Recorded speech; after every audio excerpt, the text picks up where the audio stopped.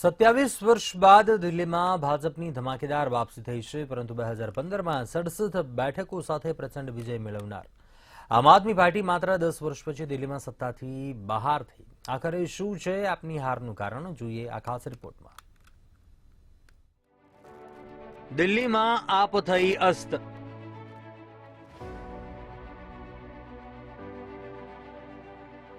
દિલ્હી વિધાનસભા ચૂંટણીમાં આપે 22 બેઠકો જીતી।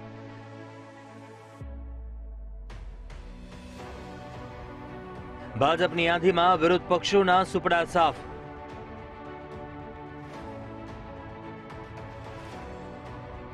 બે 2015માં 67 બેઠકો બાદ 10 વર્ષમાં કેમ આટલું થયું નુકસાન? દિલ્હીમાં આપ કેમ પાછળ ધકેલાઈ?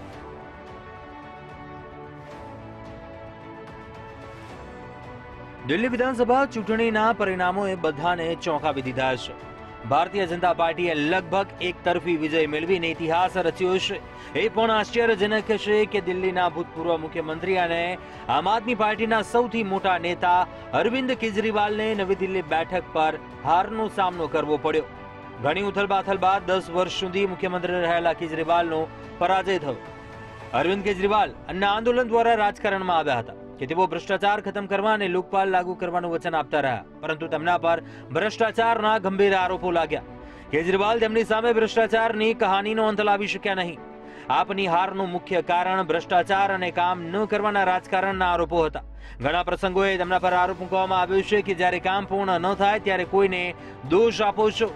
હારનું એક કારણ આપના લાભાર્થી મતદારોનું પક્ષપલટું છે। ઉલ્લેખનીય છે કે અરવિંદ કેજરીવાલનો પક્ષ ભ્રષ્ટાચાર વિરોધી ચળવળમાંથી ઉભરી આવ્યો, પરંતુ માત્ર 10 વર્ષ પછી પક્ષના ટોચના નેતાઓ સામે ભ્રષ્ટાચારના ગંભીર આરોપો લાગ્યા।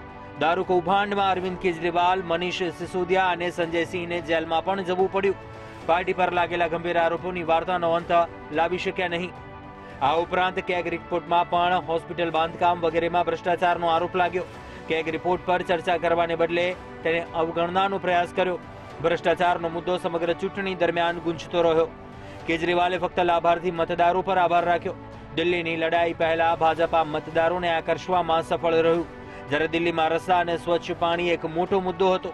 એમસીડી ચૂંટણી જીત્યા બાદ આપ દ્વારા રસ્તા અને સ્વચ્છ પાણી પૂરું પાડવાનું વચન આપવામાં આવ્યું હતું, પરંતુ આ વચનો પૂરું કરી શક્યા નહીં। દારૂનો મુદ્દો દિલ્હીમાં ગુંજતો હતો। એક્સાઇઝ પોલિસીમાં કૌભાંડનો આરોપ લાગ્યો હતો, જ્યારે ભાજપે દારૂના મુદ્દાનો પૂરો ફાયદો ઉઠાવ્યો અને તેનો સામનો કરી શક્યા નહીં। આ સાથે જ કોંગ્રેસે પણ ક્યાંક ખેલ બગાડ્યો।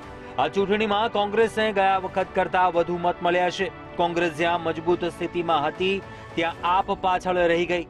કોંગ્રેસ ઉપરાંત અસુદ્દીન ઓવૈસીની એઆઈએમઆઈએમે પણ આપને નુકસાન પહોંચાડ્યું। દિલ્હીમાં એઆઈએમઆઈએમના 2 ઉમેદવારો મેદાનમાં ઉતર્યા હતા। આમ આદમી પાર્ટીએ મહિલાઓને આકર્ષવા માટે દર મહિને 2100 રૂપિયા આપવાનું વચન આપ્યું હતું। આખી ચૂંટણીમાં આપનું આ એકમાત્ર મોટું વચન હતું, પરંતુ જનતાએ તેના પર વિશ્વાસ ન કર્યો। બ્યુરો રિપોર્ટ, મંતવ્ય ન્યૂઝ।